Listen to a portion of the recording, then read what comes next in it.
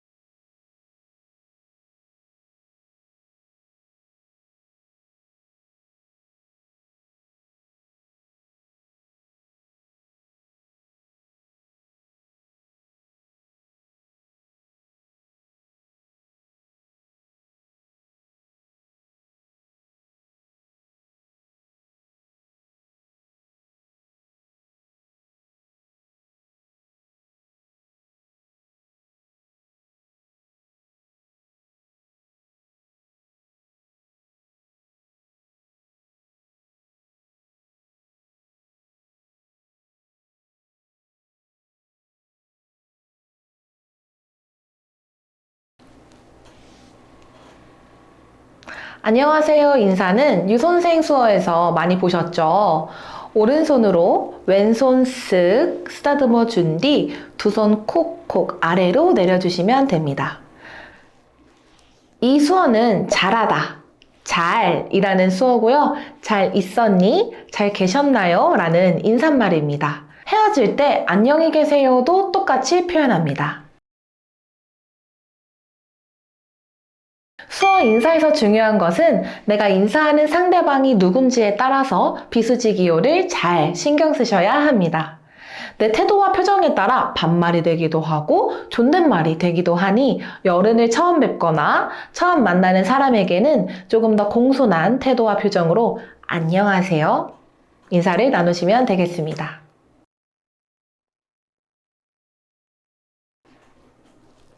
만나다 라는 수어입니다. 양손 검지가 마주보고 일직선에서 만나줍니다.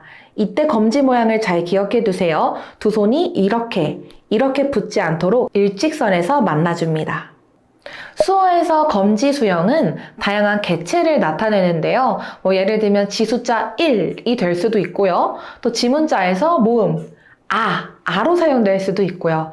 또 방금 했던 만나다 라는 수어에서는 사람과 사람이 만나다 라는 의미로 사람으로 표현되었죠. 사람으로 표현되었을 때 만나다 뿐만 아니라 사람이 걸어가는 모습을 이렇게 형상화할 수도 있습니다. 수어는 한정적이지 않고요. 다양하고 생산적으로 표현할 수 있다는 특징이 있습니다. 그래서 여러분들도 단어만 외워야지 하고 단어에 갇히지 마시고 조금 더 넓은 관점과 시각으로 다양한 수어 표현을 배우셨으면 좋겠습니다. 처음 뵙겠습니다 라는 뜻인데요. 만나다, 처음 이렇게 표현합니다. 만나다, 처음 뵙겠습니다 라는 뜻이에요. 처음이라는 수어는 손등을 뒤집어 준 뒤 아래에서 위로 올라올 때 엄지와 중지가 만나줍니다. 그래서 만나다, 처음 하면 처음 뵙겠습니다 라는 뜻이 됩니다. 이때 이렇게 사용하셔도 되는데요. 이 두 수어는 어감에 따라 둘 다 사용할 수 있습니다. 이름이 무엇입니까? 라는 뜻인데요. 이름이라는 수어 손 모양 요렇게 엄지와 검지로 만들어 주시고 명찰 위치에 이렇게 위치시켜 주시면 됩니다. 이 수어 뒤에 무엇이 합쳐져서 이름, 뭐 하면 이름이 무엇입니까? 하는 질문이 됩니다.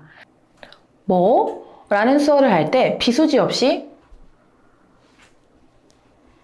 하게 되면 의미가 없기 때문에 내가 말하고자 하는 의미를 정확하게 전달하기 위해서는 비수지 기호도 꼭 포함하여 전달하셔야 합니다. 수어 배우실 때 손 따로 비수지 따로 이렇게 해야지 라고 생각하지 마시고 표정도 하나의 단어다 라는 생각으로 수어와 비수지 기호를 함께 연습하시면 대화할 때 아주 자연스럽게 비수지 기호가 나올 겁니다. 우리 다시 한번 해볼까요?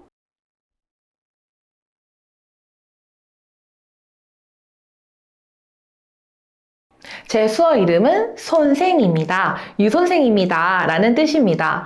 제 채널의 수어 이름을 제가 이렇게 짓지는 않았고요. 농인분들께서 자연스럽게 제 유선생 채널을 부르실 때 손생, 손생 이렇게 수어를 쓰시더라고요. 손생, 저는 이 수어 이름 너무 좋아서 농인분들이 불러주시는 대로 저도 그냥 손생 이렇게 쓰고 있습니다. 그래서 제 수어 이름은 손생입니다 라는 뜻이었는데요. 수어 이름, 즉 얼굴 이름에 대한 설명을 먼저 드릴게요.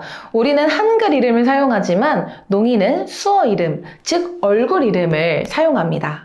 대부분의 사람들은 얼굴 특징이나 그 사람의 직업 혹은 이름의 뜻 등을 시각적으로 표현한 이것을 수어 이름이라고 합니다.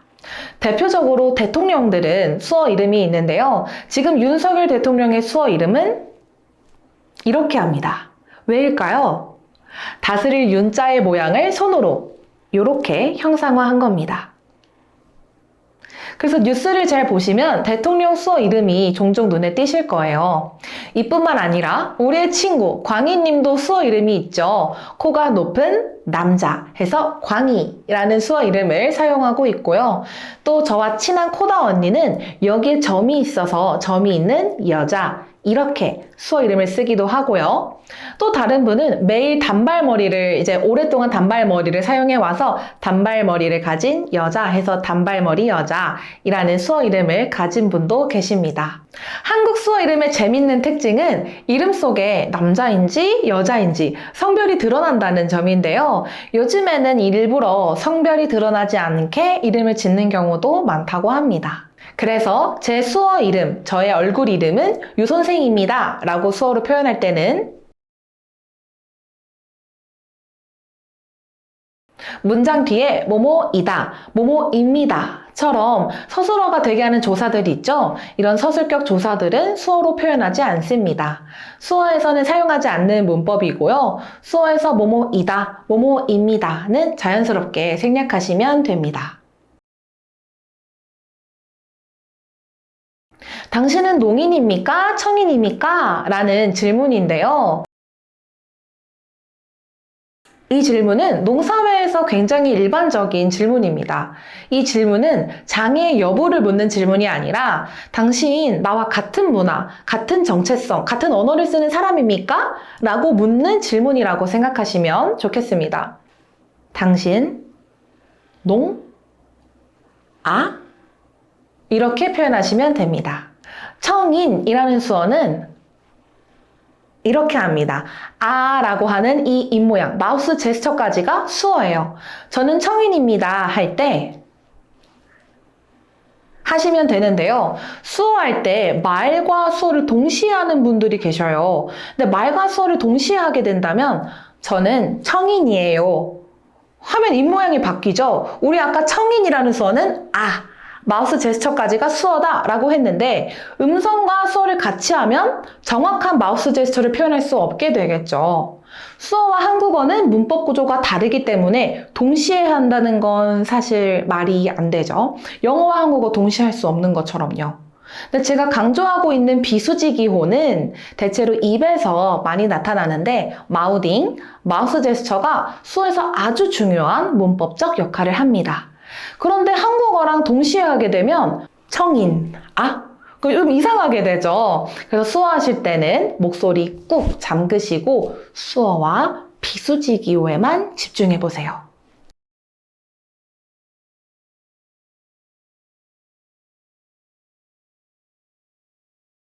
수어를 잘한다, 수어 잘하시네요 라는 뜻입니다.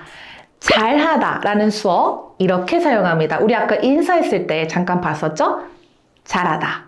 그래서 수어 잘하다 이렇게 표현할 수 있습니다. 근데 여기서 조금 더 나아가서 엄청 잘하네 하고 강조할 때는 이렇게 사용합니다. 잘하다 라는 수어는 손바닥으로 왼손등 위를 쓱 쓸어줬다면 엄청 잘하네 라는 수어는 이쪽 손등, 여기가 손등인가요? 여기를 주먹을 쥐면서 톡 이렇게 잡아주면 됩니다. 잘하다, 잘하다. 이때도 비수지 기호가 중요하죠? 이거 뭔가 잘하는 느낌이 안 들죠? 이렇게 뭔가 놀라고 감탄스러운 표정과 함께 하면 엄청 잘하네 라는 의미가 됩니다. 예를 들면 공부를 잘해요. 근데 얘가 반에서 1, 2등을 한대요. 그럼 이런 느낌이 되는 거죠. 또 해볼까요? 요리를 잘해요. 근데 백종원 아저씨는 어때요? 이렇게 되는 거죠. 그래서 여러분들도 이 이야기 듣는 날까지 우리 같이 열심히 해봅시다. 수어 배우는 중입니다 라는 의미인데요. 배우다 라는 수어는 이렇게 합니다. 손 갈고리 모양 만들어 주신 뒤 코 앞에 콕 찔러주시면 됩니다. 배우다. 그 다음 뭐뭐 하는 중이라는 수어는 이렇게 표현하는데요. 한자 가운데 중자를 형상한 모양이죠. 중 이렇게 하시면 됩니다. 오른손날이 뒤로 가 있어요. 중. 그래서 배우는 중이라는 수어는 이렇게 표현합니다. 수어 배우는 중이에요 라고 할 때는 이렇게 표현하시면 되겠죠. 우리 아까 뒤에 나오는 서술어는 자연스럽게 생략한다고 배웠죠? 이 수어는 저 수어 조금 할 수 있어요 라는 뜻입니다. 할 수 있다, 가능하다 라는 수어는 파 라고 합니다.